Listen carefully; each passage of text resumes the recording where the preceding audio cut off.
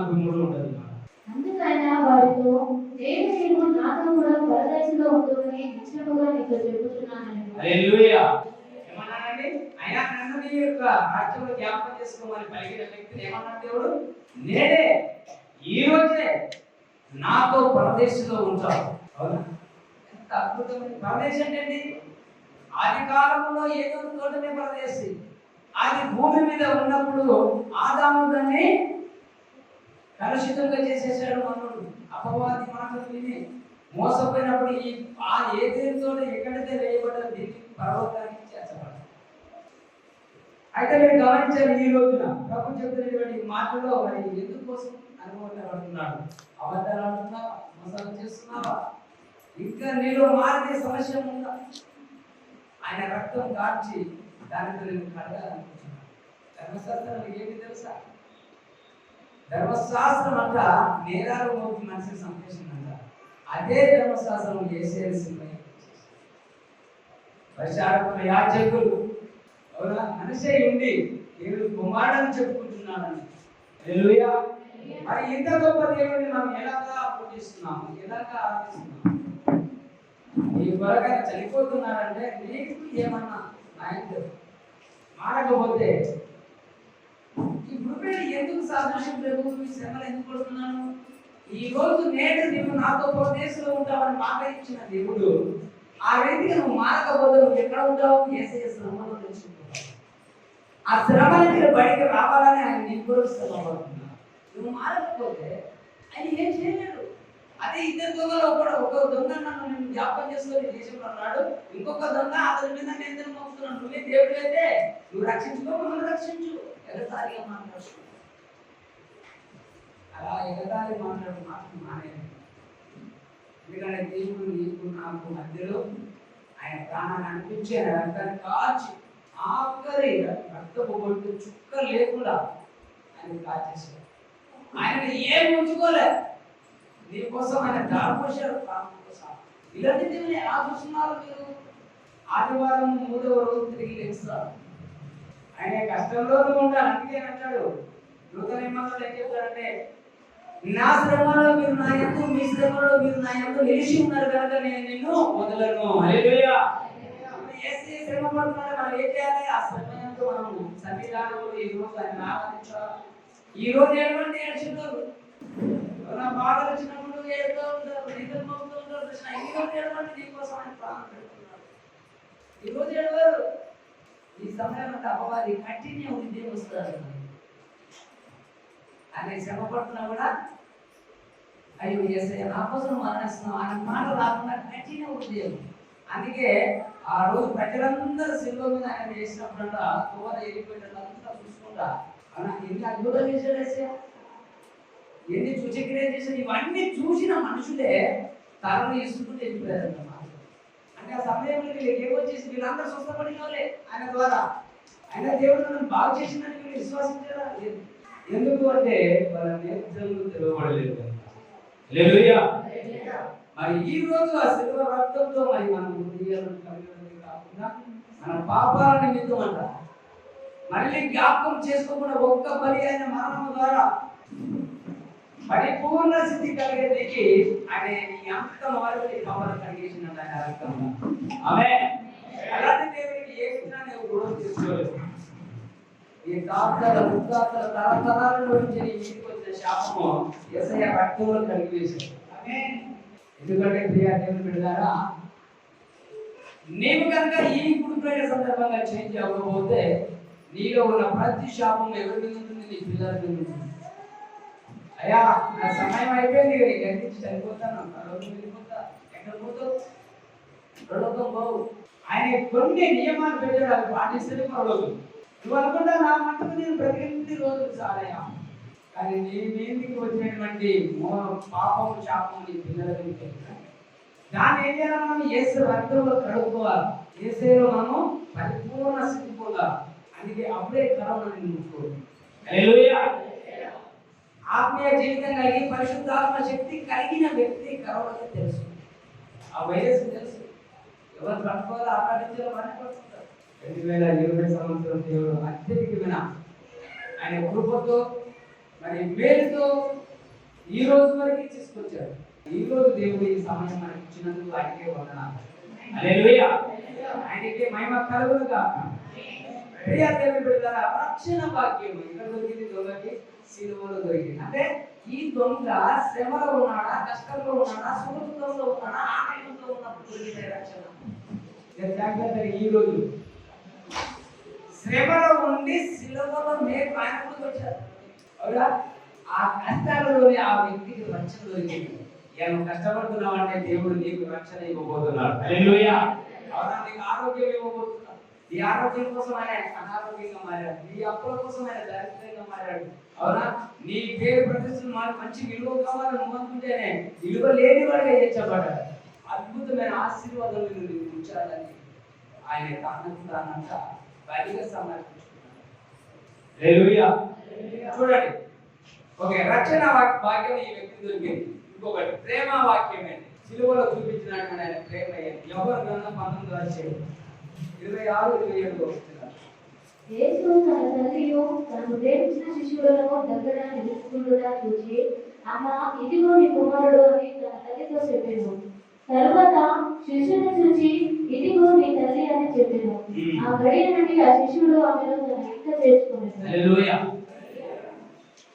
గమనించాలి, ఆయన సిలువలో పడుతున్న కష్టంలో కూడా ప్రేమ చూపడం మానలేదంట. అవునా? క్షమించమని కోరటం మానలేదంట.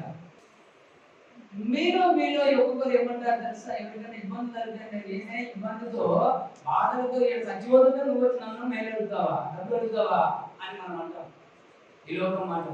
కానీ యేసు ప్రభువు కష్టంలో ఉన్నప్పటికైనా, అమ్మ ఇదిగో నీ కుమారుడు, శిశువుని చూసి ఇదిగో నీ తల్లి, ఎంత ప్రేమ ఆయన చూపించాడు. అందుకే యేసు ప్రభు వారు ఆ సిలువ ఎక్కినప్పటికైనా ఆయన రూపం మారలేదు.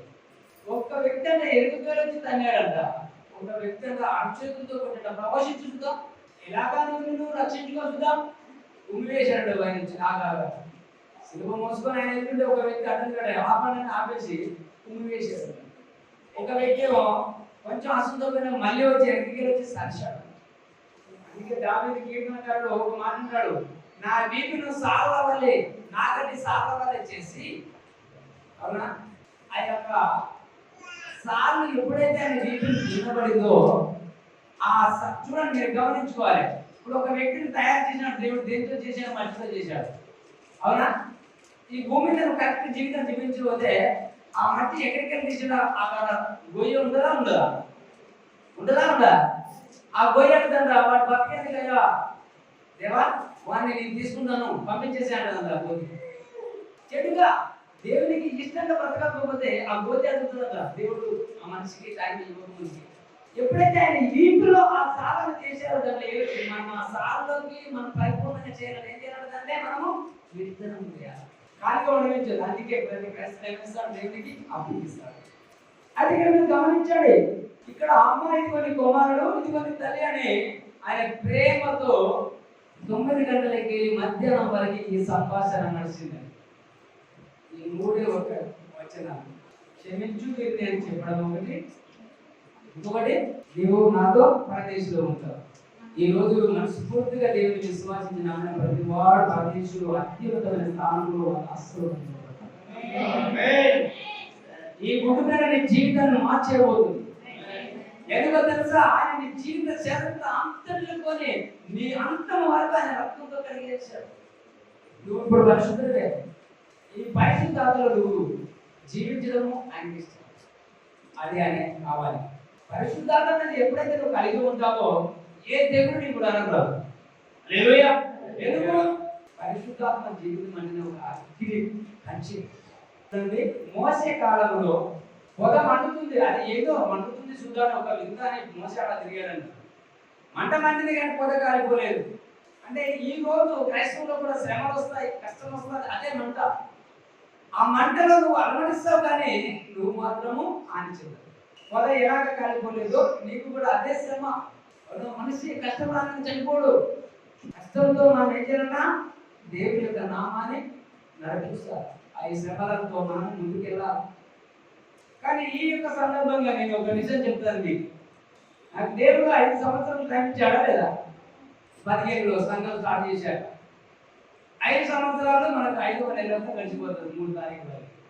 ఈ 5 సంవత్సరాలలో దేవుడు చేసిన మేలులు చాలా ఉన్నాయి. కానీ దేవుని యొక్క సంకల్పంలో చేస్తున్న ఈ పరిచర్యలో అవునా చాలా మంది కదా, ఇప్పుడు అక్కగారు నుంచి ఉన్నారు అనుకోండి, ఒక 10 లక్షలు కట్నం ఇచ్చేసి అమ్మాయిని ఇచ్చేసి పెళ్లి చేసి అనుకోండి, పక్కన ఏమంటారు, అత్తగారు సొంతం బ్రతికెత్తున్నారు నువ్వు, అవునా అత్తగారు సొంతనే బ్రతుకుంటూ బాగా నీళ్ళు వచ్చేసింది అంటారా అంటారా? ఎందుకంటే ప్రభు ఒక మాట ఇక్కడ అక్కడ, అమ్మ ఇదిగో నీ కుమారుడు అని చెప్పి ఇదిగో నీ తల్లి అనే వాళ్ళకు విడగొట్టదా. ఈ తల్లి ఎవరు? ఈ కుమారుడు ఎవరు? ఈ కుమారుడు అంటే యేసు ఒక శిష్యుడు, ఆయన తల్లి కాదమ్మే. అయినప్పటికీ యేసు చెప్పాడు కదా, ఆమె చేర్చుకున్నాడు. నువ్వు చేసుకుంటావా? వాళ్ళ కష్టం ఉన్నప్పుడు అయ్యా మా ఇంటికి రాండి, కొంచెం బాధ పోతుంది, కొంచెం అవునా మనసు కుదురుకునే వారికి మా ఇంట్లో ఉంటుందండి. ప్రేమ చూపించగలుగుతామా ఈ రోజుల్లో? ఎందుకంటే దేవుడు వెళ్ళారా, ఏసీ చూపినంత ప్రేమలో ఆయన మార్గంలో నువ్వు వెళ్ళడం చాలా గొప్పతనం. 3 గంటల సమయంలో ఇప్పుడు పగలా రాత్రా? ఈ పగలు మధ్యాహ్నం 3 గంటలలో చిమ్మన చీకటిగా మార్చబడ్డారు. ఆ రోజున చీకటిని దేవుడు వెలుగును చీకటిగా చేసేసాడు. ఎందుకు? సిలువలో ఉన్నప్పుడంట ఈ లోకంలో ఏమేమైతే మనిషిని ఇబ్బంది పెడుతున్నాయో ఆ ఇబ్బందులు టార్చర్ చేసే ప్రతి, ఇప్పుడు దేనితోనే సఫలవుతున్నాం అంటే ఒక వ్యాధి అనుకోండి, అది పోదు అనుకుంటాం, ఏదో అప్పులు లేదా భాగం ఏదో ఒక బంధకం ఉండిపోతావు.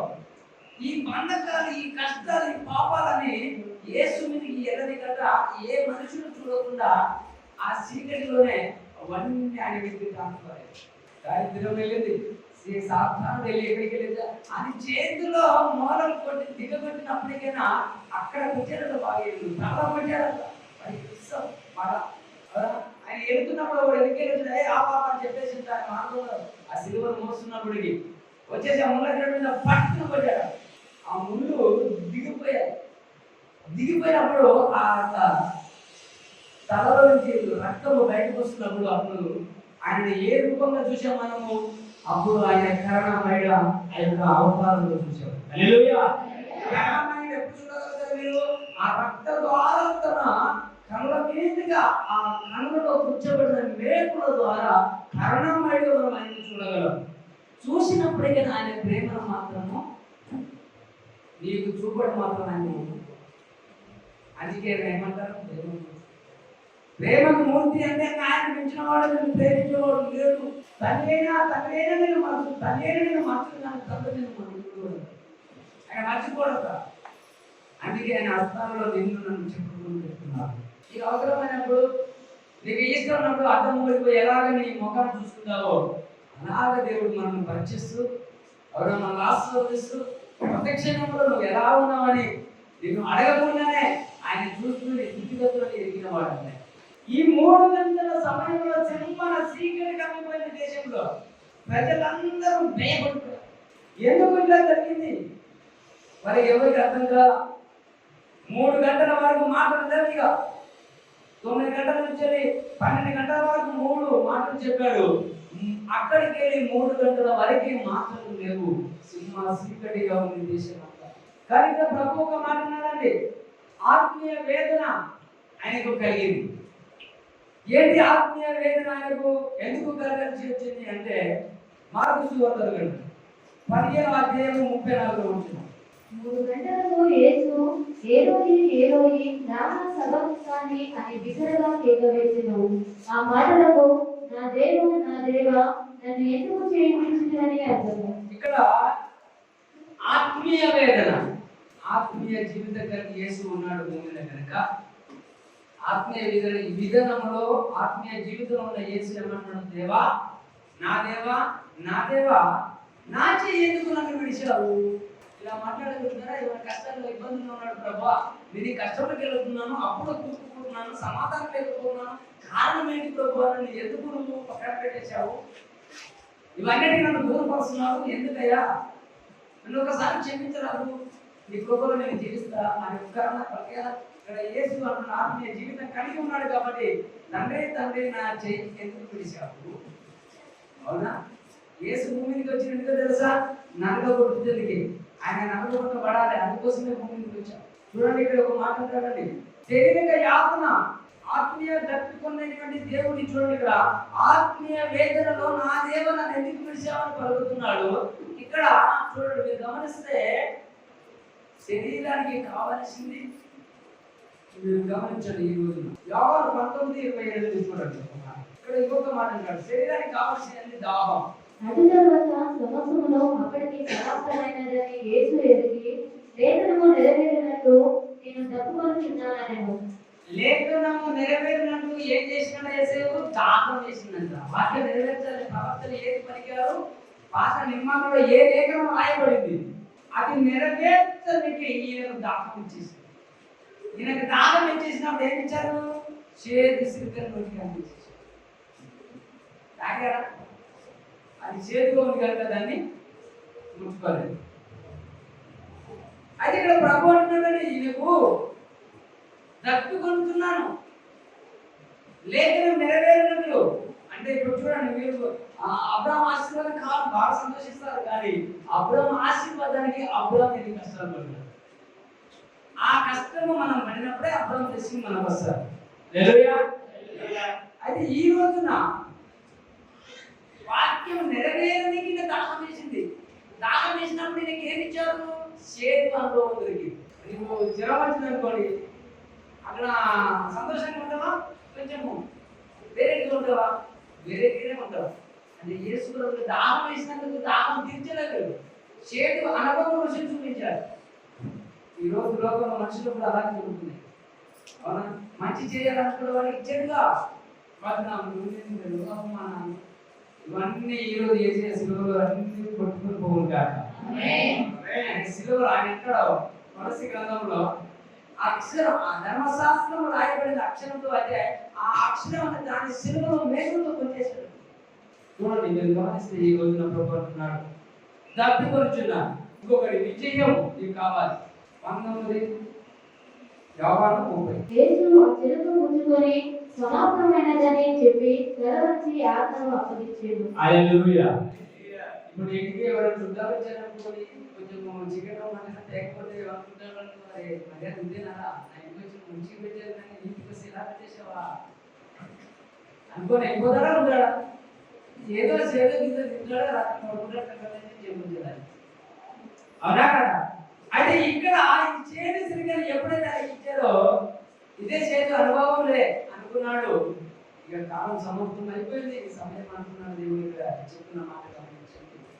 యేసు ఆ సిరిక పుచ్చుకొని సమాప్తమైన చెప్పి తన తల వంచి ఆత్మను అప్పగించాను. ఎందుకు అంటే దేవుని బిడ్డలారా గమనించండి, అప్పగింపు వాక్యం అది. ఆయన ఆత్మను తండ్రి చేయికి అప్పగిస్తున్నాడు.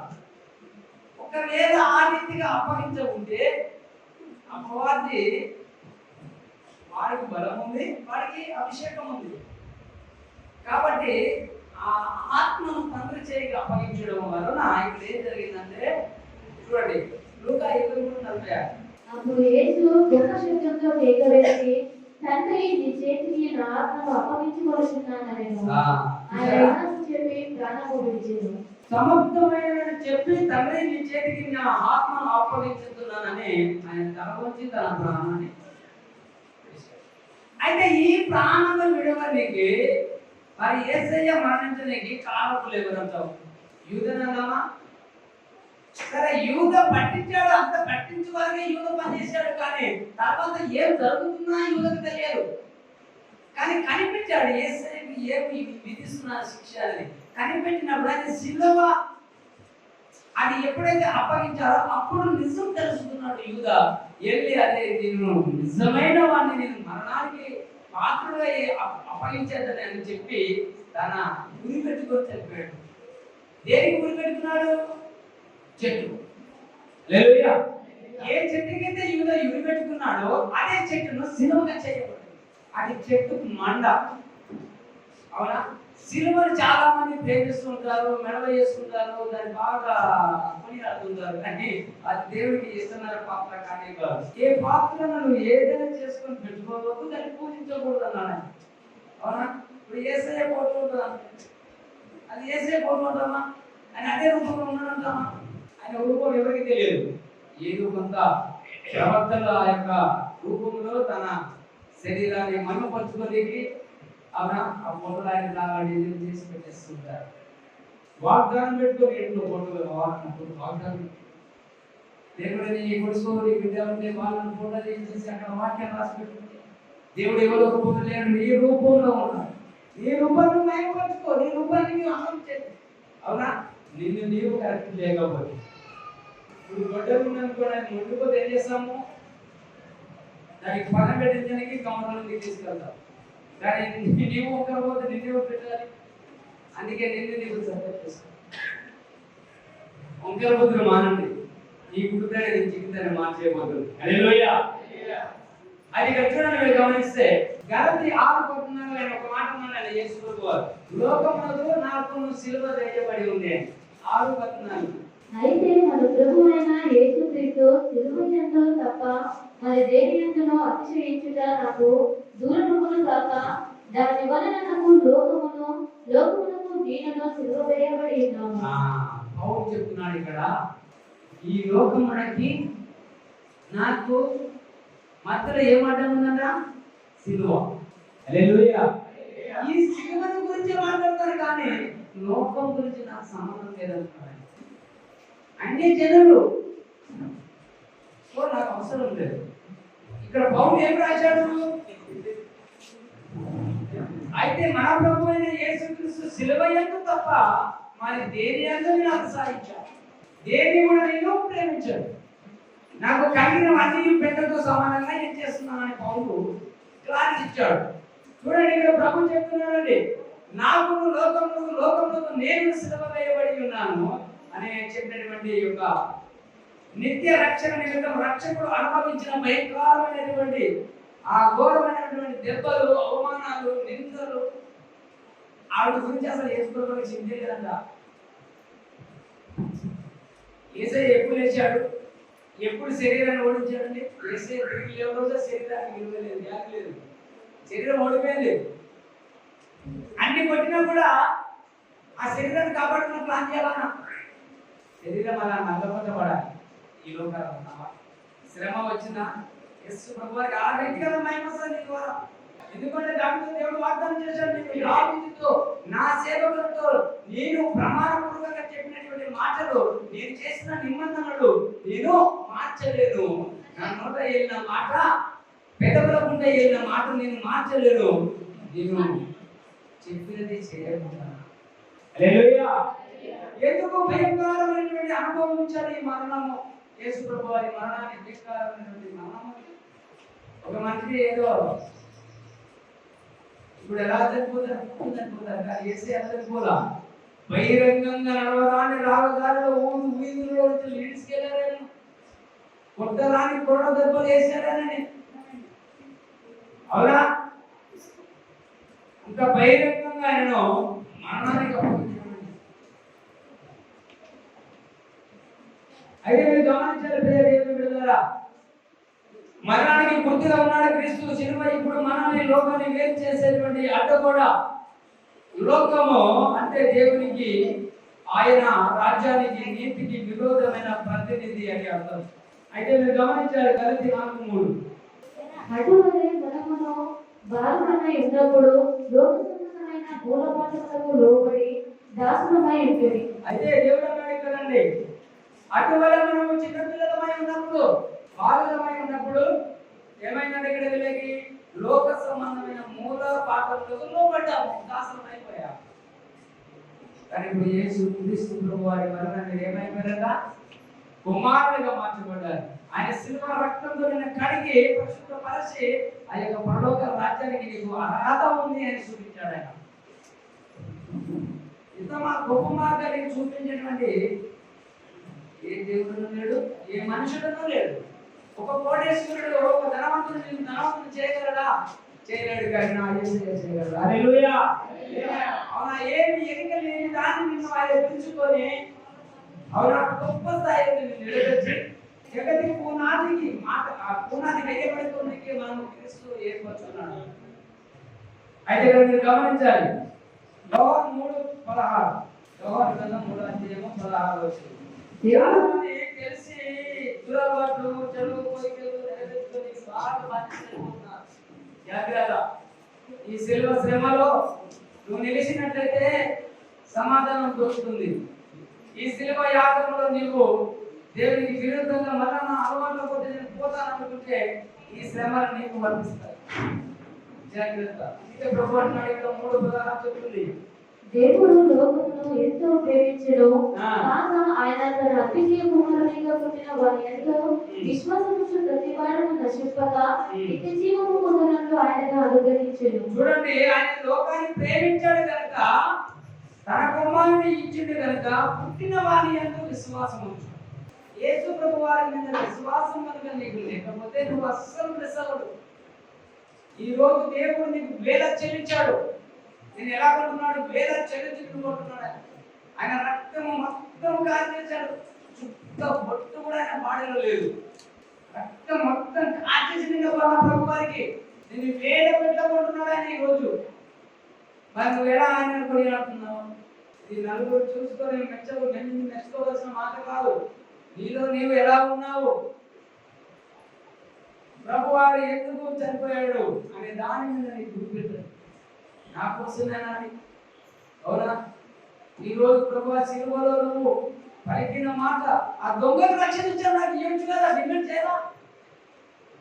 ఇంకొక మీదికి ఏమన్నా నోరు తెరవండి, ఆ నోరుకి తాళం ఉండదు. ఇంకా దొంగ సిలువలో దొంగతనం చేసి సిలువలో ఎక్కిన వాడికి రక్షించినవయ్యా. నా స్థితి ఏంటి మాట? నువ్వు తప్ప ఎవరు నన్ను మార్చలేదు. వేదన పడు తండ్రి, నన్ను ఎందుకు ఇడిసేవ చేయని అడిగాడు యేసయ్య. ఇలా అడుగుతూ దేవుని దగ్గర విడుదల బయటికి రావాలి. అవునా? ఆయన రాజులకు రావాలి. చూడండి, ఇక్కడ ఒక మాట అంటాడండి. మొదటి కొరింథీ 2:12 ఒక మాట రాయబడింది. ఈ రాసి చెప్తాను. ఆయన సిలువ ఎవరేశారు? దేవుని వలన మనకు దయచేయబడిన వాటిని తెలుసుకున్నట్లై మనము లౌకిక ఆత్మను కాక దేవుని యొద్ద నుండి వచ్చు ఆత్మను పొంది ఉన్నాము. ఇప్పుడు ఏ ఆత్మ పొందుతున్నామంట? లౌకిక ఆత్మ కాదు, దేవుని యొద్ద నుండి వచ్చిన ఆత్మను పొంది ఉన్నాము. గమనించాలి, యేసయ్య వచ్చినప్పుడు మనలాగానే వచ్చేసాడు. ఆయన బాప్తిసం ఎప్పుడు తీసుకున్నప్పుడు పరలోకం నుంచి పావనం వచ్చేసి ఆయన మీదకి వచ్చేసి అప్పుడు ఆయన ఆత్మలో ఎరగడం ప్రారంభించాడు. ఎవరైనా మానవుడు అన్నాడు కదా గలతీ 4:3 మనము పసిబాలమై ఉన్నప్పుడు లోకానికి అన్నిటి దాసులమైపోయాం, కానీ ఇప్పుడు యేసుక్రీస్తులో ఉన్నాము కనుక మనం ఆత్మీయ జీవితం కలిగి ఉన్నాం. ఇప్పుడు మనం ఎవరి దాసులం కాదు, స్వతంత్రులం. హల్లెలూయా. అవునా? ఎక్కడ స్వతంత్రం ఉంటుందో అక్కడ నాకు అధికారం ఉంటుంది. ఏమన్నానండి? ఎక్కడ అధికారం ఉంటుందో, ఎక్కడ స్వతంత్రం ఉంటుందో అక్కడ నాకు అధికారం ఉంటుంది. ఏ అద్భుతం చేయాలన్నా, ఏ బ్లెస్సింగ్ ఇవ్వాలన్నా, ఏ స్వతంత్రం అడిగినప్పుడు కావాలన్నా అది ఇవ్వడానికి ఆయనకు స్వతంత్రం ఉందా అని పట్టాలి లేదా? హల్లెలూయా. పుట్టండి, ఎవరైనా బలహీనంగా ఉంటే ప్రార్థిస్తే ఇలా ఉందా లేదా మన దగ్గర? ఎందుకు? ఆ స్వతంత్రం మన దగ్గర ఉంది కనుక ఆయనకు అధికారం ఉంది. ఈ స్వతంత్రం నాది కాదు, ఆయనది. ఎస్, నేను ఆయనకు అప్పగిస్తున్నాను కాబట్టి. అవునా? అందుకే దేవుడికి నీ దగ్గర స్వతంత్రం దొరకాలి. అది లేకపోతే నీకు విడుదల దొరకదు. ఆసియా, గర్భం, ఈర్ష్యలు, ఈ ప్రారంభం అవుతాయి. ఇవన్నీ సాతానికి సాదృశ్యం. దాన్ని పాటించు. ప్రభువా, ఒక వ్యక్తి చెడు మాట్లాడుకో, ఇదేంటి నన్నుడికి ఇలా వచ్చేసే అని అనుకోవాలా? కానీ అన్నారు. ఇంకా అక్కడ ఇంకొకరు ఉప్పేసినట్టు సపోర్ట్ చేస్తారు. పోయిలా ఉప్పేసి ఏమవుతుంది? ఆ వ్యక్తి దానికి చూసి ఇలానా ఎవరు వాళ్ళని పాస్ తెలుసు ఇలాంటి వాడు అలాంటి నిందలు వేయక ఆహారాన్ని జ్ఞాపకం చేసుకోవాలి, విజయం జ్ఞాపకం చేసుకోవాలి. యేసు ప్రభువు చెప్పినాడు, ప్రవక్తలు చేసుకున్నాడు ప్రవక్త ఫలం పొందుతాడు. నీతిమంతుడైన వారిని చేసుకుంటే నీతిమంతుని ఫలం పొందుతాడు. ఇప్పుడు యేసుక్రీస్తు పరిచర్యలో మనం నీతిమంతులము. హల్లెలూయా. ప్రవక్తలు కాదు, ప్రవక్తలు పాత నిబంధనలో ప్రవేశించి బయలుదేరారు, కానీ యేసుక్రీస్తులో శిష్యుల్లో ఉన్న మనం నీతిమంతులుగా ఉన్నాం. గమనించండి, ఇక్కడ ఆయన చెప్తున్న ఈ మాటలో మొదటి కొరింథీ గ్రంథము 3:10. ఈ లోక జ్ఞానము దేవుని దృష్టికి విరుద్ధమే. ఈ లోకంలో నువ్వు తెలివి సంపాదించు, జ్ఞానం సంపాదించు, డబ్బు సంపాదించు, దేవుని దృష్టిలో అదేనగా వ్యర్థితం. హల్లెలూయా. ధనవంతుడు లాజరు దరిద్రుడు సన్నిధికి వెళ్ళి ప్రార్థించినప్పుడు లాజరును ప్రేమించాడు, ధనవంతుని వెర్రివాడుగా అన్నాడు దేవుడు. అంటే ఈ లోకంలో కలిగిన జ్ఞానం దేవుని దృష్టికి ఎలాంటిదంటే వెర్రితనమే. ఏ జ్ఞానం రావాలన్నా దేవుని నుంచి రావాలి.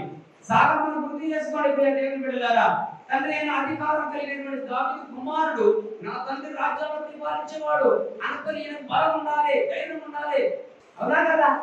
అలాంటి సాలమోను మందిరానికి ప్రభువా ఈ ప్రజలు కాపాడండి, జ్ఞానం ఇవ్వవా అనుకున్నాడు. అలా అడగాలి. సన్నిధానంలో దేవుని యొక్క చిత్తంలో నీ పరిస్థితులు ఎలా ఉన్నాయి గమనించండి. ఈ రోజున ప్రభువు చెల్లించినటువంటి మాట మొదటి యోహాను 2:17 చదవండి. 15వ అధ్యాయం వచ్చిన 17 వరకు. ఈ లోకమునైనను లోకములో ఉన్న వాటినైనను ప్రేమింపకుడి. ఎవరైనా లోకమును ప్రేమించిన యెడల తండ్రి ప్రేమ వారిలో ఉండదు. నువ్వు లోకాన్ని ప్రేమిస్తే దేవుడి ప్రేమ నీలో ఉండదు. డబ్బును ప్రేమిస్తే దేవుడి ప్రేమ నీలో ఉండదు. అవునా? ఎందుకంటే ఈ లోకములో ఉన్న అన్ని దేవుని కావాలి. చూడండి, లోకములో ఉన్నదంతయు అనగా శరీరాశయు, నేత్రాశయు, జీవపు డంబము, ఆశ. ఈ లోకమున అంతా మన నేత్రాశ ఎలా ఉంటుంది? వాడు బాగా లక్షాధికారి అయిపోయాడు, 2 లక్షలు సంపాదించాలా అని ప్రయాసపడుతుంటే లోకాశ. అదేంటా శరీరాశ, నేత్రాశ, జీవపు డంబం. అందులో ఏం దొరుకుతుంది? చూడండి, తండ్రి వలన పుట్టినవి కావు, తండ్రి వలన మనకు వచ్చినవి కావాలి. అవి లోక సంబంధమైనవి. లోకమును దాని ఆశయు గతించిపోవచ్చున్నవి కానీ దేవుని చిత్తమును జరిగించువాడు నిరంతరమును. హల్లెలూయా. లోకములో కలిగినవన్నీ గతించిపోతున్నాయి కానీ యేసయ్యను సిలువలో వేశారు తెలుసా? ఆయన తండ్రి చిత్తము ప్రకారంగా జీవిస్తున్నాడు. నిరంతర స్తోత్రానికి అర్హుడై ఉన్నాడు ఈ రోజు వరకు. ఆమేన్. అవునా? ఆయన తండ్రి చిత్తాన్ని నెరవేర్చున్నాడు కాబట్టి ఆయన సజీవుడై ఉన్నాడు. మనం దేవుని చిత్తం నెరవేర్చువారమై ఉన్నామా? లోకం గురించి ఆలోచించు. అవునా? లోకంలో అన్ని రకరకాల దొరుకుతాయి. అవి తండ్రి నుంచి కలిగినవి కావు. లోకాన్ని ప్రేమిస్తే వాడిలో దేవుని ప్రేమ ఉండదన్న. గమనించండి దేవుని బిడ్డలారా. ఎందుకంటే ప్రభు అంటున్నాడు సిలువనే ఆయన సజీవంగా తన జీవంగా మహిమగా అతిశయంగా భావించే వారికి అవన కష్టం వచ్చినప్పుడు ఏమనుకోవాలంట? యేసయ్యా సిలువలో పడిన అందుకే నాకు వచ్చేసింది, దీని ద్వారా నీకు మహిమ రావాలి. అవునా? నేను అడిగిపోయిన పర్వాలేదు కానీ నీకు మహిమ వచ్చినప్పుడు ఓకే, నీకు మహిమ రాదనుకో ఇది తప్పించేసి ఈ శ్రమ నేను ఉండడానికి వీల్లేదు. హల్లెలూయా. ఎందుకంటే దేవుని బిడ్డలారా, మా శ్రమల కాలంలో 20 సంవత్సరాలు దేవుని మేము అవునా నలుగురు అండంలో 4 దిక్కుల భయం. ఎవరి శ్రమ వాళ్ళే. లోకంలో ఏవో ఈ కులం చూడకుండా ఇవన్నీ మన కష్టాలు తెలియకుండానే ఒక్కరొకరు అడ్రస్పోయారు. అవునా? ఎవరు చదివినా ఎవరు తెలియదు. అలాంటి శ్రమ అనుభవిస్తే ఈ రోజు నా యేసు వారు ఒక్క చోట సభలో మహిమపడమా? ఎందుకు ఈ మహిళ నువ్వు చనిపోయింది ఇందుకేనా మమ్మల్ని ఎడతీయాలి? ఇందుకేనా మేము దేశ శిక్షాలి? ఈ శ్రమలేనా మాకు పెట్టి అందుకే మనం సృష్టించాలని ఇలా దేవుని అడుగుతూ అవునా ఇసుకించాము. ఆ 20 ఏదో ఒక రోజు ఆ మాట విన్నాడు, మమ్మల్ని విడిపించాడు. హల్లెలూయా. అందరినీ విడిపిస్తూనే ఉన్నాడు. ఈ రోజు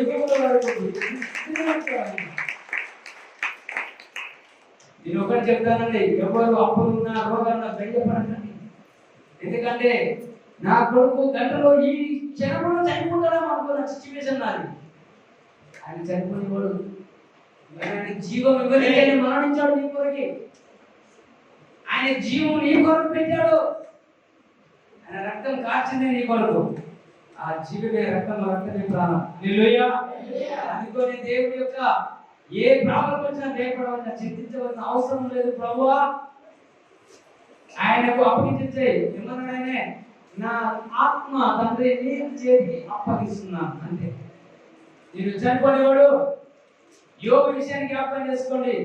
సాధారణ యోగు నల్లగొట్టుకోవాలనుకున్నాడు కానీ తండ్రి దేవుడు చెప్పాడు, అతనిలో ఉన్న ఆత్మ నాదే, దానికి ఏ హాని జరిగించకూడదు. దేవుడు వాగ్దానం ఇచ్చాడు, నీలో ఉన్న ఆత్మ నీది కాదు దేవుడు.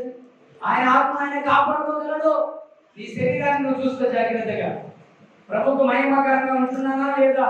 నా నడవడిక, నా ఆలోచనలు, నా తలంతులన్నీ నా ప్రభు అయి ఉన్నావా లేవా? ఏ పేతురు అన్నాడు, ప్రభువా ఒక మాట చెప్తాడు ఏ పేతురుతో, యెరూషలేములో మనిషి అని కుమారుడు అనే వాడిని కొట్టి చంపుతారు, 3 రోజులు తిరిగి లేపుతాడు అంటాడు. పేతురు ఏమంటాడు, అది నీకు దూరం కాకంటాడు. అవునా? అప్పుడు పేతురు ఏముంది సరదాలు. ఇప్పుడు దేవుడు దాన్ని కల్పించేస్తాడు. అప్పుడు పేతురు కాకా నేను జాలలేవాలి జాలించడం కోరుకునేది కానీ అవునా నేను నీ కొరకు వేడుకుంటుంది. ప్రభువే మరణ మార్గంతో వస్తా నీతో నేను మరణిస్తానన్నాడు. యేసయ్య ఏమన్నా తెలుసా, నువ్వు నేను ఎరగనని నేను నీకు తెలవనని 3 సార్లు అబద్ధం అంటావు, ఆ సమయంలో కూడి పోయేదంటాను. అవునా? అలాంటి క్రైస్తవులు ఎందుకు? ప్రాణం పోతున్నా సరే కానీ అబద్ధం పడతావు. ఏదో అవసరం బట్టి అబద్ధం ఆడచ్చు. ప్రభా నేను ఈ మాట అబద్ధం ఆడాను, చూసి అబద్ధం అని తెలుసు కదా, క్షమాపణతో దేవుని దగ్గర క్షమించేస్తాడు. దాన్ని ఇంకా నీ మీద ఉంచుకో. అది భారం అయితే భారం, శాపంగా అదే శాపంగా పోయేది నీ పిల్లల మీద తరతరాల వారికి ఏదో అబద్ధపడు ఆరోగ్యం క్లియర్ చేసేది. చూడండి, మీరు బయటికి వెళ్ళారు, పొడవబడి మీ మీద కడుగుతారా? అలాగే ఉంటారా? అడుగుతారా కదా? అలాగే నీ మనసుకు నువ్వు అబద్ధం ఆడినావు అని తెలుసు కాబట్టి అది ఎమ్మటే యేసు ముందు పెట్టిదని క్లోజ్ చేశారు. దాని శాపము మారేదాకా ఆ మాటను ఉంచకూడదు. ఎందుకంటే ఇక ప్రభు అంటున్నాడండి, విలువలు ఆవిడ యొక్క అభిప్రాయాలు వేరుంటాయి కాబట్టి గౌరవాలు జీవన శైలి ఏ మాత్రము రుచి చూడలేదు. ఆ రుచి కొలేదు చేస్తే అక్కడ అందుకే రుచి చూసి తెలుసుకోలేము. కానీ గమనిస్తే మనం క్రీస్తుతో కూడా సిలువ వేయబడి ఉన్నాం. ఎప్పుడు ఉన్నాము? బాప్తిజం ఎప్పుడైతే నువ్వు పొందుకున్నావో క్రీస్తులో సిలువ వేయబడి ఉన్నాం. ఆయన మరణించాడు, మనం మరణించి మరణం నుంచి బాప్తిజం మొత్తం తిరిగి లేచాడు. హల్లెలూయా. ఒక్క వ్యక్తి ఇదివరకు చెప్పాడు, ఒక్క వ్యక్తి ఎన్నిసార్లు చచ్చిపోతాడు చెప్పాలని చెప్తారా? ఒక్క వ్యక్తి ఎన్నిసార్లు చచ్చిపోతాడు? ఒకేసారే కదా. మరి మీరు బాప్తిజం తీసుకున్నప్పుడు ఆయన బాప్తిజంలో మరణించి తిరిగి లేచాడని వాక్యం చెప్తుంది కదా. మనకి మనకి సావు మరణం ఎలా వస్తాయండి? శ్రమ వచ్చినప్పుడు భయపడిపోతుంటారు. అవును, ఇదేది వచ్చేసింది పోతానా వచ్చి కరోనా వచ్చేసింది, ఎప్పుడు అందుతారు ఏదో తెలియదు. అవునా? కంటికి కనరా చెప్తుంది అంటారు, వచ్చేది మాత్రం బిస్కెట్స్ మాత్రం అంటారు. ఇది ఒక భయం పట్టుకుంటారు. నేను ఇటువైతే చచ్చిపోయా, నా యేసులోని జీవం కలిగి ఉన్నా, నన్ను ముట్టుకోలేదు, నన్ను తాగలేదు. ఆత్మీయ జీవితం కలిగిన వాడికి ఎలాంటి వాడో అది కరోనా వైరస్ తెలుస్తుంది. ఆత్మీయ జీవితం కలిగి ఉన్నామని అయితే ఇక్కడ ప్రభు అంటున్నాడండి, గలతీ 2:20 పౌలు రాశాడు ఒక మాట, నేను క్రీస్తులో కూడా సిలువ వేయబడి ఉన్నాను, ఇక్కడ జీవించబడడం నేను కాను, క్రీస్తు నాయందు జీవించుచున్నాడు. ఇక్కడ ఈ వాక్యం మీరు ఆధారం చేసుకొని జీవించవచ్చు. జీవించమని నేను కాదు, నాలో ఉన్న క్రీస్తు అంటున్నాడు ఆయన. అంటే ఆయన మొత్తం క్రీస్తు అప్పగించేసాడు. మరణిస్తే పరలోకానికి వస్తా, భూలోకంలో జీవిస్తే సేవ చేస్తా చెప్పాడా లేదా? అందుకని ఇక్కడ ఏమంటున్నాడని మీరు గమనించాలి. నేను క్రీస్తుతో కూడా సిలువ వేయబడి ఉన్నాను, క్రీస్తుతో నేను ఇంకా జీవించేవాడు నేను కాను, క్రీస్తే నా యందు జీవిస్తున్నాను, నేను ఆయన యందు లేను, ఆయన నా యందు ఉన్నాడు. ఎప్పుడైతే బాప్తిజం తీసుకున్నావో దేవుని యొక్క ఆత్మ నీ యందు ఉంది. కానీ నీ చెడ్డ ఈ లోకం కోరికలకి కావుకు బానిసలై, అవునా? హల్లెలూయా. లోకం అబద్ధాల మోసాలకు నమ్మిపోయి నీలో ఉన్న ఆత్మని ఎరిక చేయలేదు కనుక నువ్వు అద్భుతాలు చూడలేకపోతున్నావు. ఆ కలువరి గిరి కొండ మీద నీ కొరకు ఆయన కాల్చిన రక్తం, ఆ కోట్ల రక్తం వేల పెట్టి నిన్నుకున్నాడు. ఈ కుడిప్రేడలో దేవుని నువ్వు ఎలా పుణ్యాడతావు? హల్లెలూయా. ఎందుకో తెలుసా? యూదా యేసే నమ్మినప్పుడు ఏమిస్తారు నాకు నేను ఇస్తానని అన్నాడు. అవునా? చూడండి మాతాయి గ్రంథానికి రండి. ఇప్పుడు యేసునామం మీరు జీవిస్తున్నారు, యేసునామం జీవిస్తున్నారు, అవునా? అది కాదు కరెక్ట్. ఆయనకి యేసు మీ అందరూ జీవించాలి. హల్లెలూయా. అది కనుక ఆయన అది మహిమ ఆయనకి అది చూపిస్తున్నారా? అందుకే చూడండి, ఎక్కడ వెళ్ళినా వాడాలని నా ప్రయాణం మాత్రం వెళ్ళాలని చోటుకి వెళ్ళిపోతుంది. అవునా? మీ అందరికీ తెలుసు. అవునా? ఎండాకాలం వాడాకాలం వదలబట్టని కానీ ఎందుకంటే యేసు నాయకుడు ఉన్నాడు కనుక నేను ఎక్కడ వెళ్ళినా మరి అలసట అనేది రాదండి. దేవుడి దయానికి మహిమ కలగాలి. అవునా? నా శరీరానికి అలసట అలసిపోవడం జ్వరం ఇవన్నీ అయ్యో థైరాయిడ్ పని చేయాలా ఉన్నది మిమ్మల్ని పోయే చెప్తారు. బండిని ప్రయాణం చేసాం అయ్యారు అలసిపోతారు. అవునా? ఈ శరీరాన్ని మనం ఏం చేయాలంటే యేసులో నలుగుతున్నారు. అందుకే అక్కడ అలసట రాదు. సొమ్మశీలం చూడండి మత్తయి గ్రంథంలోనే 26వ అధ్యాయంలో 14 వచ్చిన చెప్తాడు ఆయన. అప్పుడు 12 మందిలో ఒకడు ఇస్కరియోతు యూదా ప్రధాన యాజకుల యొద్దకు వెళ్ళి, నేను ఆయనను మీకు అప్పగించేలా నాకేమి ఇస్తుందని వారిని అడిగాడు. అందుకు వారు 30 వెండి నాణాలను దూచి ఇచ్చిరి. హల్లెలూయా. తెలిసి చేశాడా తెలియక చేశాడా? ఇప్పుడు ఇక్కడ మీరు ఎలా అర్థం చేసుకోగలరు? ఈ యూదా పట్టియాలని పట్టించాడా లేక ఎందుకు పట్టించాడు? పరలోక రాజ్యానికి యేసయ్య వెళ్ళాడా యూదా వెళ్ళాడా? మీరు చెప్పండి. యేసయ్య వెళ్ళాడా పరలోక రాజ్యానికి? యూదా వెళ్ళిందా? యేసు కన్నా ముందు యూదా వెళ్ళాడు. ఇస్కరియోతు యూదా. అవునా? ఎట్లా వెళ్ళాడని మీరు అనగలుగుతారు. నిజం తెలుసుకొని ఉరిగేసుకొని తెచ్చాడు కనుక, నిజం తెలిసింది కనుక. మరి ఆ యూదన లేకుండా యేసయ్య సిలువ ఎక్కేవాడు కాదు. యేసయ్య లోకానికి వచ్చినందుకు చనిపోయి, ఈ యూద లేకపోతే యేసయ్య చనిపోయేవాడు కాదు. ఆయన మహిమ వచ్చేది కాదు. తండ్రి చిత్తం నెరవేరేదే కాదు. తండ్రి చిత్తం నెరవేర్చాలి, ఆయన మహిమపరచబడాలంటే యూద ఉండాలి. ఓకే, యూద ఉండాలి. ఇక్కడ నేను ఆయన ఇస్తే మీరు నాకేమిస్తారు? 30 వెంటనే చూడండి. చెక్కిరిలో కూడా మాట్లాడతారు. 11వ అధ్యాయం చెక్కిరి గ్రంథంలో 12వ వచనం. ఇక్కడ ఏమంటాడు తెలుసా? పాత నిబంధన లేఖనం ఇది జరగనికి యూదా అక్కడ మాట్లాడాడు. మీరు నేను ఆయన పట్టిస్తే ఏమిస్తావు? ఇక్కడ ఏమన్నాడు? ఈ యొక్క పాత నిబంధనలో ప్రవక్త ఏం రాశాడు చూడండి. మీకు అనుకూలమైన ఎడల నా కూలిన తీయుడి, దేని ఎడల మారవేయుడని నేను వారితో అనగా, వారు నా కూలికై 30 దినముల వెండి తూచి ఇచ్చిరి. హల్లెలూయా. ఎన్ని దినాలు ఇచ్చారట? 30 దినాలు. ఎందుకు? నీకు అనుకూలమైతే ఈ పట్టిస్తా, లేకుండా ఈ వాగ్దానం నెరవేర్చడానికి యూదను వాడుతున్నాడు. ఈ యొక్క లేఖను నెరవేర్చడానికి యూదను వాడుతున్నాడు. యూదా ఎప్పుడైతే వాళ్ళు పట్టించేసి ఈ నిజం తెలుసుకుని 30 దూరంలో ఎవరిని తీసుకుపోయి, అవునా నేను అప్పగించాను, ఆ యేసు నాకు ఇచ్చేసాడు, ఇక మీ డబ్బులు తీసుకోండి, గొర్రె పిల్లలు అమ్మేవు మన ఇష్టం అన్నది యూదా కనబడి బయట. అప్పుడు నిజం తెలుసుకున్నాడు కనుక పోయి, ఈ నీతి మంత్రిని అప్పగించాను కాబట్టి నేను బ్రతకడం వేసుకుంటూ నిజం, అవునా నిజం మనిషిని బ్రతకలేదు, చంపేస్తాను. నిజాన్ని ఎప్పుడైతే చంపేశావో ఆ నిజం నిన్ను చంపేస్తావు. అప్పుడు యూదా ఉడి పెట్టుకుని తెచ్చాడు. అదే ఈ చెట్టు యేసయ్య సిలువ మరణంతో మారిపోయింది. హల్లెలూయా. అందుకే నేను యేసును మంచి మాన మీద సిలువ వేశారు. ఇక్కడ మీరు గమనించండి ప్రియ దేవుని బిడ్డలారా. అయితే ఇక్కడ ఉన్నటువంటి కలిగే మరి దుష్ప్రేరేపణది యూదాకు వచ్చింది. కానీ ఇక్కడ ప్రభు యూదా లొంగిపోయాడా అనుకోకూడదు, ఓడిపోయాడా అనరాదు కూడా. ఎందుకంటే యూదా యేసుకు ద్రోహం చేయడం గురించి అతడు బుద్ధిపూర్వకంగా జాగ్రత్తగా పరంగా చూశాడు. అవునా కదా? బుద్ధిపూర్వకంగా దేవాన్ని క్షమించు అని యూదా నోట రాలా. కానీ ఎప్పుడైతే కొద్ది పిలాతుకు అప్పగించాడో, పిలాతు ఏమన్నాడు?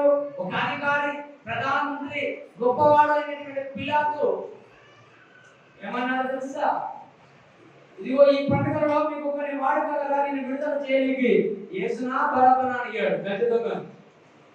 ప్రజలందరూ ఏం కేకలేశారు? గజదొంగనే కావాలి, బరబ్బను విడుదల చేయ, యేసు మాకొద్దు. అట్లనేటువంటి లోకంలో ఉన్న ప్రజలు చాలా మంది ఉన్నారు. అవునా? ఇక్కడ కూర్చున్న వాళ్ళు కూడా కొంతమంది కష్టాలు రాగానే ఏం చేస్తుందని దేవుడు వదిలిపెట్టిపోయేవారు. అది కాదు క్రైస్తవం. దేవుని ఇది ఇష్టమైనటువంటి వాడముగా ఏర్పరచలేము. ఎందుకంటే ప్రియ దేవుని బిడ్డలారా గమనించండి, ఈ రోజు ప్రభు అంటున్నాడు ఇక్కడ, ఎప్పుడైతే ఈయన పన్నంగా పన్నాడో ప్రభువు అప్పగించబడ్డాడు. ఎప్పుడైతే అప్పగించబడ్డాడో యేసును మరణానికి పాత్రగా పిలాతు, అట్లాగైతే ఈ వ్యక్తిని నేను విడుదల చేస్తాను మీకు, కానీ ఈ నజరేయుడైన యేసును మీ ధర్మశాస్త్ర ప్రకారంగా మీరే సిలువ వేసుకుని పంపించేశాడు. ఎవరిని అప్పగించాడు? ఇక్కడ పొద్దు పిలాతు. ఆయన మరణానికి కారణమా? యూదా అప్పగించినందుకు యూదుల కారణమా? ఇక్కడ ఎవరు ఇద్దరిలో యేసుని సందేశం చెప్పండి. హల్లెలూయా. యేసయ్య గ్రంథానికి రండి ఒకసారి. 53వ అధ్యాయం 10వ వచనం. ఇక్కడ ఆయన లేఖనం ఏం చెప్తుంది? అతని నలుగుబడుటకు యెహోవాకు ఇష్టమాయెను. ఇక్కడ ఒక ప్లాన్ వచ్చేసింది. ఇక్కడ ఏంటంట?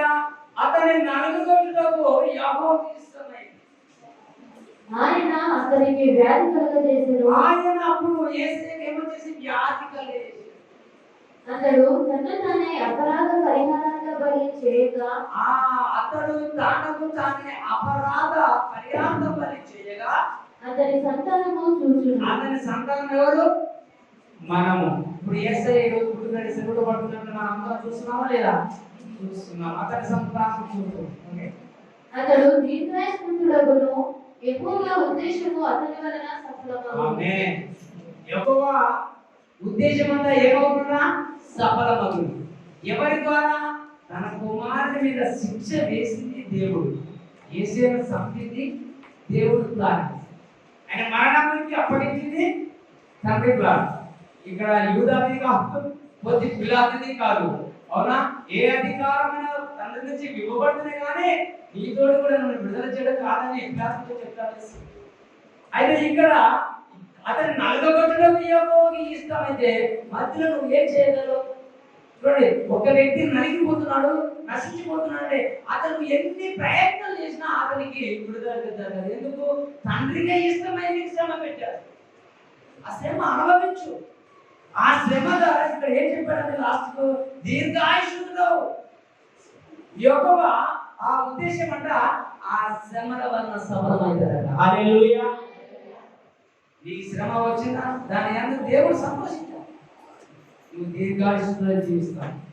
అద్భుతంగా ఆశీర్వాదాలు వస్తాయి, అద్భుతంగా స్వస్థత వస్తాయి. ప్రభువా ఇదిగో ఆయన రాసేసానయ్యా, ఇదిగో ప్రార్థిస్తున్నాను, ఇదిగో తీసుకుని నలిగిపోయావు కనుక ఆ నలిగిన వేదన అందుకే దేవుడు అంటాడు విరిగి నలిగిన మనసును దేవుని ఇస్తామన్నమాట.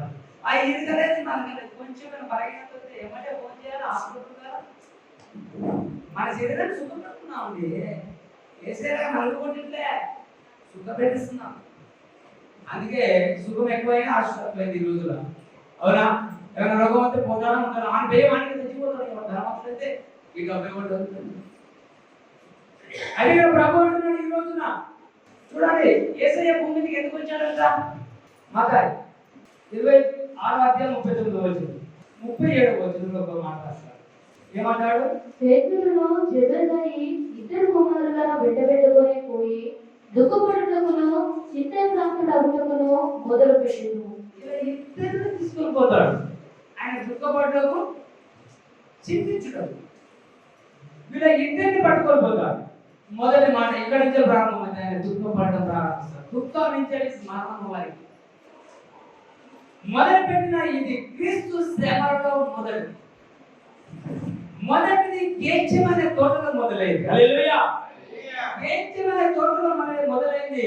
ఆయన చెమట అవునా నేలన పడుతున్న గొప్ప రక్త బిందువుగా మారింది. ఎక్కడ? గేత్సేమనే తోట. హల్లెలూయా. ఎప్పుడైతే ఆయన అక్కడ చూడండి 152 మనం విన్నాము ఒక మాట. ఆయన వేదన పడి మరింత ఆతురముగా ప్రార్థన చేయగా ఎలా చేశాడు? అద్భుతంగా చూడండి ఎలా చేశాడు? వేదన పడి అద్భుతంగా ప్రార్థన చేయగా ఆయన చెమట నేలపడుచున్న గొప్ప రక్త బిందువుల వలె ఆయను. హల్లెలూయా. ప్రార్థన చేస్తావా? అవునా? చెమటలు కారణంగా ప్రే చేస్తావా? అని చేస్తారా? చేయదు. అని చెప్పుకోవాలి పెట్టుకొని ఫ్యాన్ పెట్టుకొని అది 5 నిమిషాలు 5 నిమిషాలు దేవుడికి ఇస్తే ఎక్కువ టైం అది. కానీ ఇక్కడ ప్రభు రెండవది ఏమన్నాడు తెలుసా? ఆయన ముఖం మీద ఉమ్మి వేసి ఆయన బుద్ధిని అరచేతులతో కోచింది. ఎప్పుడు ఇది? 67వ వచనం 26 మత్తయి గ్రంథం 67. అప్పుడు వారు ఆయన ముఖము మీద ఉమ్మి వేసి ఆయనను బుద్ధిరి. చూసారా? ఇక్కడ కొట్టడం ప్రారంభం. మొదటిగా ఏ దుఃఖంతో ప్రారంభమైంది, ఇక్కడ కొట్టడంతో ప్రారంభించారు. ఇది క్రీస్తు శ్రమలలో రెండవది. రాత్రి ఆయన బంధించి ఎప్పుడు బంధించారు? రాత్రి బంధించి తర్వాత ఆయన శిష్యులు ఆయన ఒంటరిగా విడిచి వెళ్ళిపోయారు. మూడవది ఆయన పొత్తి పిలాతుకు అప్పగించారు. ఇలాగ ఒక స్టెప్ బై స్టెప్ శ్రమలు వస్తూనే ఉన్నాయి యేసు ప్రభువారికి. ఈ లోకంలో ఉన్న మనకు రావడము పెద్ద కష్టమేమి కాదు, కానీ సులువుగా తప్పించుకున్న ప్లాన్ మనకు ఉంది. హల్లెలూయా. అవునా? తప్పించుకునే ప్లాన్ మనకు ఉంది. అది నిజమైనటువంటి దేవుని యొక్క వాగ్దానం. ఆమేన్. అది ఎక్కడో లేదు, నీ దగ్గర. రోమగ్రంథంలో పౌలు చెప్తున్నాడు, వాక్యం అంతా నీ హృదయంలో నీ నోట్లో ఉందంటారు. పలకకపోతే తప్పించుకోలేవు, అది పలికితే తప్పించుకోలేవు. ఆమేన్. హల్లెలూయా. అది దేవుడి యొక్క కృప, ఆయన కనికరం. కొంత దూరం వెళ్ళి 39వ వచనం 26-39. కొంత దూరము వెళ్ళి సాగిలపడి, నా తండ్రి సాధ్యమైన ఈ గిన్నె నా ఎదుట నుండి తొలగిపోనిము, అయినను నా ఇష్ట ప్రకారము కాదు, నీ చిత్త ప్రకారమే కానిమ్మని ప్రార్థించెను. హల్లెలూయా. ఈ గిన్నె నా యొద్ద నుండి తొలగిపో అనే మాటలో చూస్తే క్రీస్తు యేసు యొక్క ఉద్దేశం ఏంటి? ఈ ఒక మాట అనడం వలన చర్చనీయంగా మారింది మాట. ఏమైంది ఇక్కడ మనం గమనిస్తే, మానవ జాతి పాపం కొరకు ఆయన ఇక్కడ మాట్లాడాడు. క్రీస్తు చనిపోవలసి ఉండగా శరీరము మరణము నుండి తనను రక్షించుకోవడానికి పలికిన మాట అని చాలా మంది చెబుతూ ఉంటారు. అది కాదు. ఎందుకు అంటే ఇక్కడ నా చిత్తము కాదు నీ ఇష్టం అన్నాడు. మరి అది ఇక్కడ యేసయ్య మరణించాలని ఈ గిన్నెలో నుంచి తాకాలి. అందుకు ఆయన గిన్నె వాడుతున్నాడు. అది ఇక్కడ మీరు గమనించాలి. ఈ ప్రార్థన రక్షించుకోవడానికి క్రీస్తు చేశాడు అనడము అనుమానాస్పదంగా ఉంది. కానీ ఇక్కడ ఆయన అంటాడు అన్నమాట, మార్కు గ్రంథంలో 10వ అధ్యాయము 33-34. ఇదిగో మనము యెరూషలేమునకు వెళ్ళుచున్నాము, మనుష్య కుమారుడు ప్రధాన యాజకులకును శాస్త్రులకును అప్పగింపబడును, వారు ఆయనకు మరణ శిక్ష విధించి ఆయనను అన్యజనులకు అప్పగించెదరు. వారు ఆయనను అపహసించి ఆయన మీద ఉమ్మివేసి కొరడాలతో ఆయనను కొట్టి చంపెదరు. 3 దినములైన తర్వాత ఆయన తిరిగి లేచినని చెప్పాడు. హల్లెలూయా. అయితే ఈ మాట ఎప్పుడైతే వాళ్ళకి చెప్పారో శిష్యులు గ్రహించలేకపోయారు. ఈ రోజు ఈ గురుపేట మీ జీవితంలో మాస్టర్లు చాలా మంది గ్రహిస్తున్నారా? అందుకే దేవుడు ఒకటే మాట్లాడు, ఆత్మ సంఘంతో చెప్తున్న మాటలు సింగిల్గా వాడే విన్నాడు. ఆమేన్. అయితే ఇక్కడ ప్రభువారు ఈ రోజు మనకి ఇచ్చాడు. ఏమి ఇచ్చాడు చూద్దాం. పాపం దోషానికి అంతిమ శిక్ష అయినటువంటి ఆ దేవునితో ఎడబాటు నుండి జరిగే సమయం అది. అయితే యేసయ్య ఎందుకు చనిపోయాడో మేము ఆయన తిరిగి లేచినాక చెప్తాను. ఈ రోజు మాత్రం ఆయన శ్రమ గురించి మాట్లాడాలి. సిలువలో పడడం ఏంటి, ఈయన ఎందుకు లేచాడు, ఎందుకు చచ్చిపోయాడు అర్థం కాదు. దాన్ని పంపించాడు, కొట్టించాడు, చంపించాడు, తండ్రికి ఏమొస్తుంది? దాన్ని ఒక వాగ్దానం ఇచ్చాడు. హల్లెలూయా. ఒక వాగ్దానం ఇచ్చాడు. ఏంటంటే ఈ లోకానికి పాపాన్ని దానికి విడుదల కలగాలంటే ఇది నా శక్తి చేత కాదు, నా బలం చేత కాదు. హల్లెలూయా. దేవుడు అన్నాడు, నా ఆత్మ ద్వారా జరిగింది. ఆ ఆత్మనే యేసయ్య. హల్లెలూయా. మరియా గర్భంలోకి వచ్చినప్పుడు ఆత్మరూపం వచ్చాడు. ఎలా వచ్చాడు? కానీ ఆయన ఆత్మగా మరి బయటికి రానికి శరీరం వచ్చే అవసరం. ఆ శరీరాన్ని సృష్టించింది క్రీస్తు. అందుకే యేసు ఎలా వచ్చాడో నువ్వు అలాగే ఉంటావు. అవునా? నా అందరికీ దేవుడు యేసు వలె వచ్చాడు. అవునా? యేసు వలె కానీ యేసుకున్న గురువుకున్నా. అవునా? మరి పొరపాటుగా తిరిగిపోకూడదు, అపవాదికి దొరికిపోకూడదు. నువ్వు ఎక్కడ ఎవరికి దొరుకు నో ప్రాబ్లం, కానీ సతాను దొరికి మనం ఓడిపోతాం. హల్లెలూయా. ఓడిపోయి చూడండి, పరుగు పందెం ఉంది. అవునా? ఆటపడి ఒక పిల్లడు వచ్చి ఒక పిల్లడు వచ్చి ఓడిపోయాడు. అందుకో ఇప్పుడు దొరికాడు కదా పోయి చేశాడు, అవుట్ అంటాడు. అలాగే మన అపవాదం చెప్తే అవుట్ అంటాడు. కొలస్సీ గ్రంథము 2వ అధ్యాయము 10 నుంచి మనం చదువుతాం. మరియు ఆయన యందు వీరును సంపూర్ణులై ఉన్నారు, ఆయన సమస్త ప్రజలకును అధికారులకును శిరస్సై ఉన్నాడు. వీరులు క్రీస్తు సున్నతి యందు శరీరేచ్ఛలతో కూడిన స్వభావమును విసర్జించి ఆయన ఎంతో చేతులతో చేయబడని సున్నతి పొందిరి. మీరు బాప్తిస్మముతో ఆయనతో కూడా పాతిపెట్టబడిన వారై ఆయనను మృతులలో నుండి లేపిన దేవుని ప్రభావముతో విశ్వసించుట ద్వారా ఆయనతో కూడా లేచితిరి. ఇప్పుడు ఇక్కడ ఏమన్నాడు? మీరు బాప్తిస్మముతో ఆయనతో పాతిపెట్టబడిన వారై ఆయనను మృతుల నుండి లేపిన దేవుని ప్రభావముతో విశ్వసించుట ద్వారా ఆయన ఆయనతో కూడా లేచింది. గమనించాలి. ఇప్పుడు బాప్తిసంతో మనం ఎక్కడ ఉన్నాము? యేసయ్యలో పాత్ర. అందుకే నేను అంటే ఒక మాట చదివితే ఒకసారి చెప్పుకుంటారు, క్రైస్తవుడు ఎప్పటికీ సాగు. బాప్తిసం ఉన్న మరణం పోయాడు, అలా యేసులో తిరిగి లేచాడు అంతే. దాన్ని మనం నమ్మి విశ్వాసించడమే నిత్య జీవితం. చూడండి, ఇక్కడ మీరు గమనించాలి. 15వ వాక్యంలో ఏం రాశాడంటే, మరియు అపరాధముల వలన శరీరమందు సున్నాతి పొందగా ఉండుట వలన మీరు మృతులై ఉన్నారండి. హల్లెలూయా. సున్నాతి అనేది పాత నిబంధనలో సున్నాతి వాడారు. కొత్త నిబంధనలో బాప్తిస్మం లేకుండా, పరిశుద్ధత లేకుండా ఉన్నప్పుడు భయపడాలి. ఏమన్నా వస్తే పోతానే ఉంటారండి. బాప్తిజం తీసుకున్న వాడు భయపడేది లేదు. ఎందుకంటే ఇక్కడ ఆయన అన్నాడు, అది మీ అపరాధముల వల్ల రావచ్చు. కానీ ఇక్కడ ప్రభు అంటున్నాడు, అది దేవుడు వ్రాత రూపకమైన ధర్మశాస్త్రం రాశాడు. పరిశుద్ధులు మన సంఘంలో ఇక్కడ లోకంలో మరి బాప్తిజం తీసుకోలేదు, బయటకు వెళ్ళిపోతాడు. అంటారా? ఈ రాతపూర్వకంగా రాసిన అక్షరం అంటే చూడండి, మీరు మృతులై ఉండగా దేవుడు వ్రాతరూపకమైన ఆజ్ఞల వలన మన మీద రుణముగాను మనకు విరోధముగాను నుండిన పత్రమును మేకులతో సిలువకు కొట్టి దాని మీద చేరువ్రాతను తుడిచివేసి మనకు అడ్డము లేకుండా దాన్ని ఎత్తివేసి మన అపరాధములన్నింటినీ క్షమించి ఆయనతో కూడా మిమ్మల్ని జీవింపజేసెను. ఆయన ప్రధానులను, అధికారులను నిరాయుధులుగా చేసి సిలువ చేత జయోత్సవముతో వారిని పట్టి తెచ్చి బహళముగా వేడుకకు కనపరిచెను. హల్లెలూయా. ఇక్కడ ఎవరు చేయాలి కార్యం? ఈ పని ఎవరికి జరగాలి? పాపం చేసిన వారికి. కానీ ఈ పాపాత్ములుగా మాట్లాడేసు నీ గురించి. ఇక్కడ పోవలసిన మార్గం మనది, కానీ ఆయన వెళ్తున్నాడు బాహాటంగా.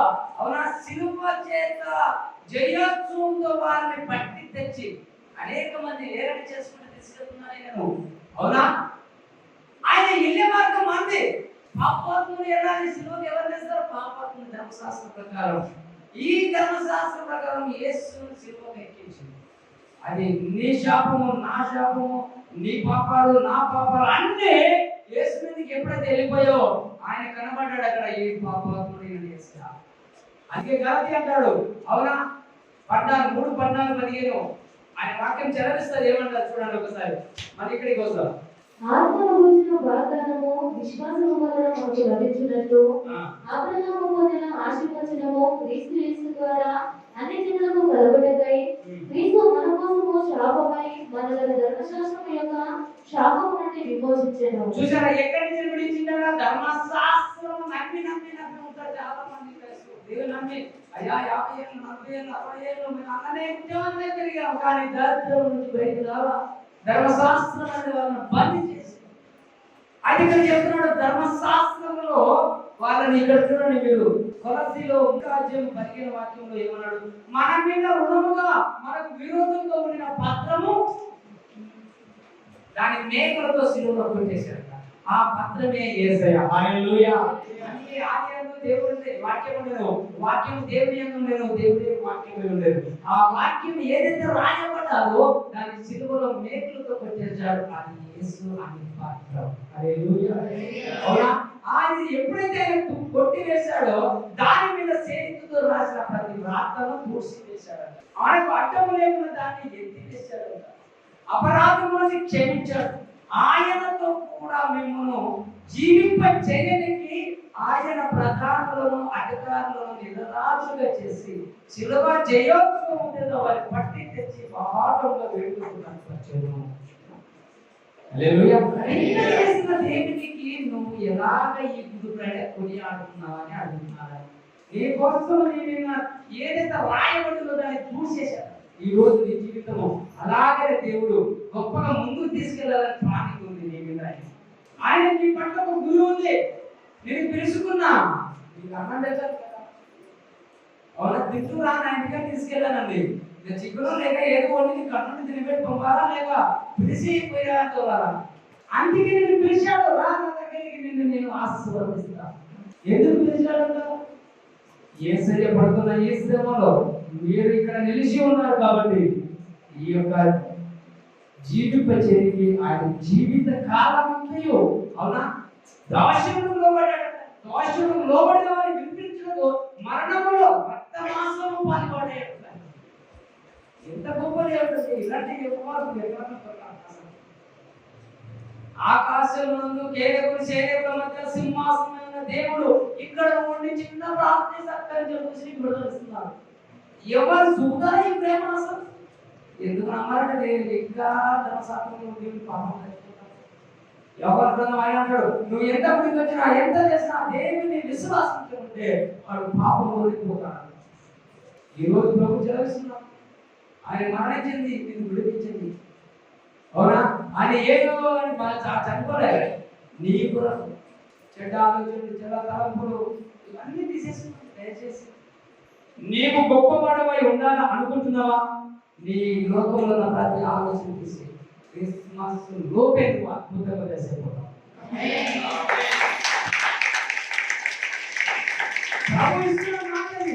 రాసి పెట్టుకో కానీ ఆత్మీయ జీవితం కలిగి ఉండు. దీన్ని ఏ సమస్య ఉండదు. ఎందుకంటున్నాడు ప్రభు మీరు గమనించాలి ఈ రోజున మరి ప్రభు వారిని విడిపించడానికి ఇక్కడ ఆధారం దొరకలేదండి.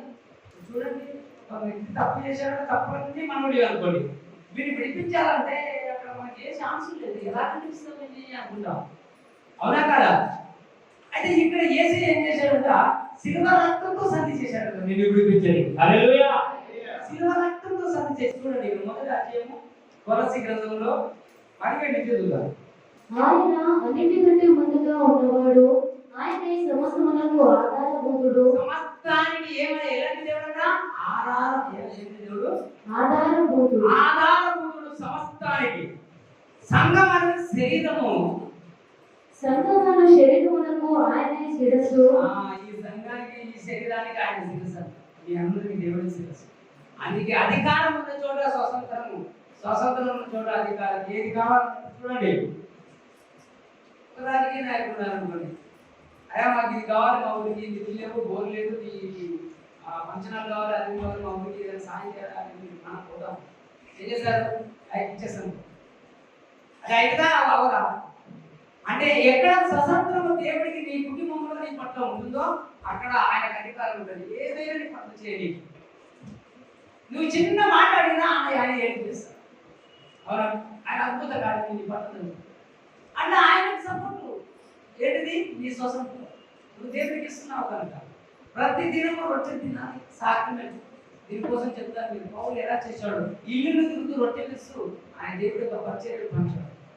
రొట్టె ఇరవకుండా మాత్రం పౌలు ప్రారంభించాడు. రొట్టె ఇరవడంలో దేవుడిని జ్ఞాపకం చేసుకుంటున్నాడు.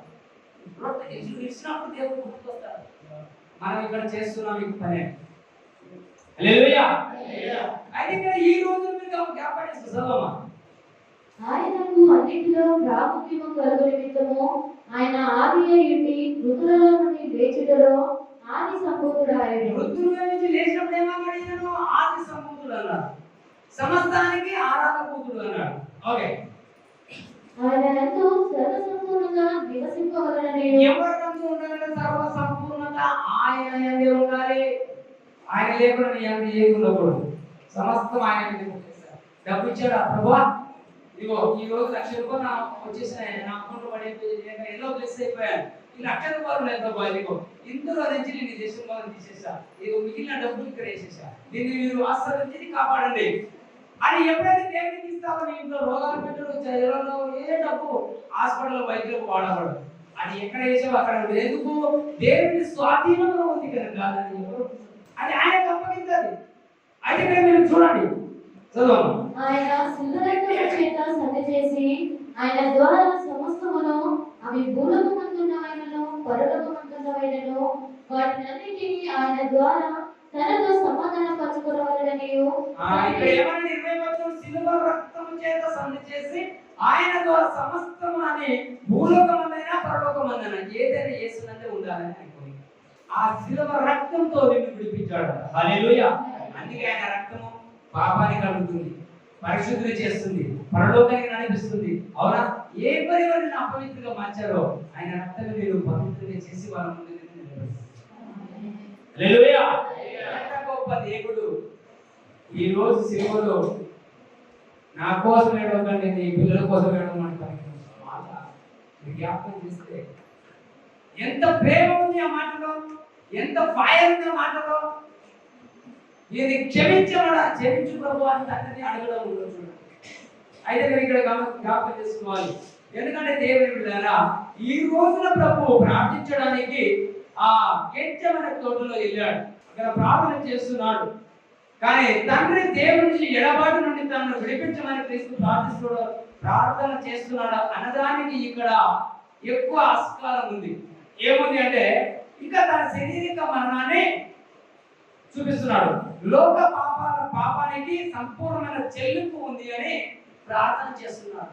ఇంకా సమస్తం ఈ భూలోకమైన సమాప్తం కాలేదు, పరిపూర్ణంగా జరగలేదు అని నన్ను నీవు సమయం కావాలని ప్రార్థించాడు. ఇది నా చిత్తం కాదు, నీ ఇష్టం అని అడిగాడు. పాపానికి ప్రయాచిత్తం కాలేదు కనుక ఇంకా నేను మరణం త్వరగా వెళ్ళొద్దు, మరణించకూడదు, కొంత సమయాన్ని వేచి ఉంచగలము, దానికి టైం ఇవ్వగలమని తండ్రికి ప్రార్థించాడు. అయితే ఇక్కడ ప్రభు చూడండి, మీరు మరి ఈ యొక్క చెల్లింపుగా అంగీకరించమని తండ్రిని ప్రార్థించాడు. అయితే క్రీస్తు ప్రార్థించాడు, ఆయనను నా ఇష్టం కాదు నీ ఇష్టం. హల్లెలూయా.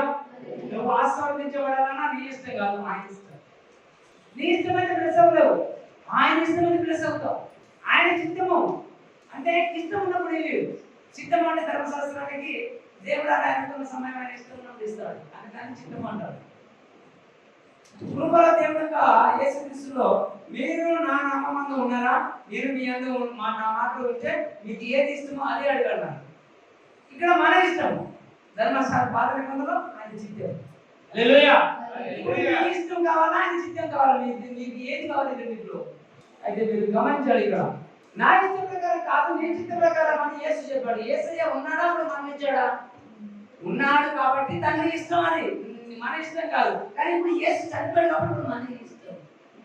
ఎందుకో తెలుసా, ఆయన ఆత్మ అందులో ఉంది. నేను యేసునందు సిలువ వేయబడి ఉన్నాను, మీరు క్రీస్తునందు జీవించలే, క్రీస్తు నాయందు జీవిస్తున్నాను.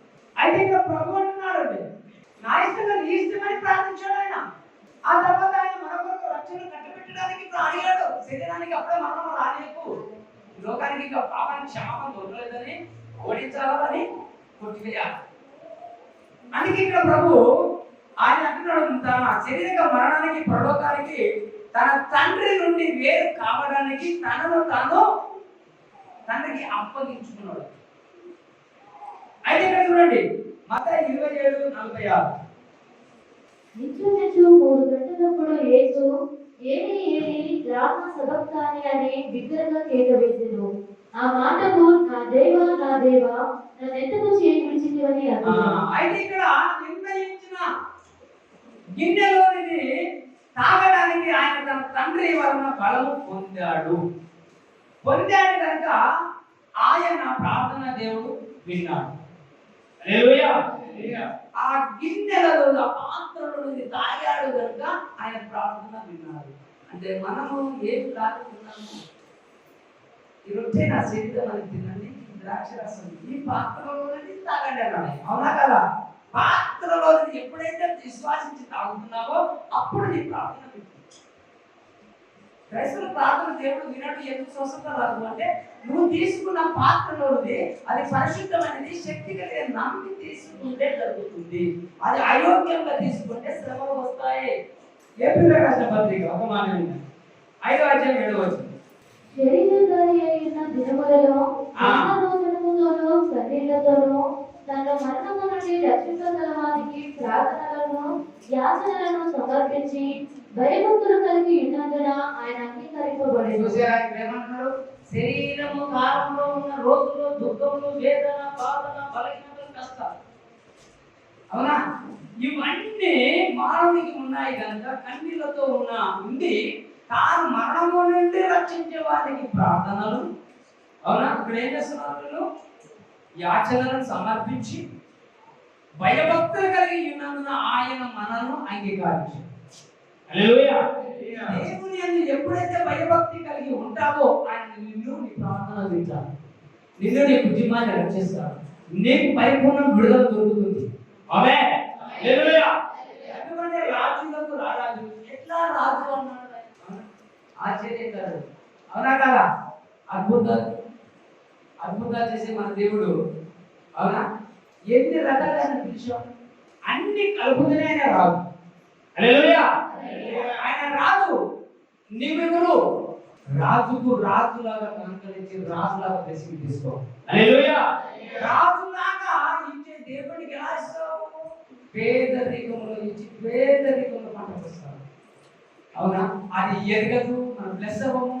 అయ్యో నా జీవితం ఇంతేనా, ఇన్ని ఏళ్ళైనా దేవుడు అస్సలు ప్లస్ అవ్వట్లే. కారణం ఏంటి? రాజులాగా ఇవ్వట్లేదు కనుక నువ్వు రాజులాగా పొందుకోవట్లే. నేను ప్రాబ్లం అక్కడ. అందుకే ఆయన తన వేల రక్తము కాచి నిన్ను కొన్నాడు. నువ్వు ఈరోజు దేవుని ఏ వేల పెట్టుకుంటున్నావు, లేక ఆయన కొనియాడుతున్నావు, లేక ఏ రూపకంతో దేవుని మహిమపరుస్తున్నావు? హల్లెలూయా. ప్రార్థనతోనా, విశ్వాసంతోనా, లేక నమ్మకంతోనా, నువ్వు ఇచ్చే ప్రాణంతోనా? ఏంటి దేనితో? పేద విధవరాలు 2 కాసులు వేసి దేవుని మహిమపరిచింది. అద్భుతంగా దీవించబడాలి. ఆమేన్. అలాగా ఈ గురుపేట దేవుడు మీ అందరిని ఆశీర్వదించి దీవించును గాక. సుఖ దుఃఖములలో మీరు సంతోషంతో నడిపించబడును గాక. Thank you. Glory to Jesus right. ప్రతి జీవితంలో ఈ వాక్యాలను నెరవేర్చి దేవుని యొక్క సంకల్పాన్ని మీరు పొందుకొని అద్భుతమైనటువంటి అవునా అనుభవం ఇచ్చి దాని ఎంత మనం సుఖ దుఃఖములు కన్నీరుతో వేదన కాదు, సుఖము సంతోషము సమాధానము మనకు కావాలి. మన సమాధానమైన అర్థమైనటువంటి శిక్ష ఆయన మీద వేశారు. ఇంకా మన మీదకి సమాధానాన్ని పరీక్ష చేసుకుంటాము. ఎందుకంటే నేను బ్రతుకుతున్నాను. దేవుడు ఎప్పుడో నీ నోటి మాటలో శక్తి ఉంది. ఇది జరుగుతుందా? జరగదు. పలుకున్నాం, ఇది జరుగుతుంది. విశ్వాసానికి రూఢిగా నమ్మండి. విశ్వాసానికి కర్తైన పరిశుద్ధాత్మ దేవుడు దాన్ని కొనసాగించుకోవాలి. ఆమేన్.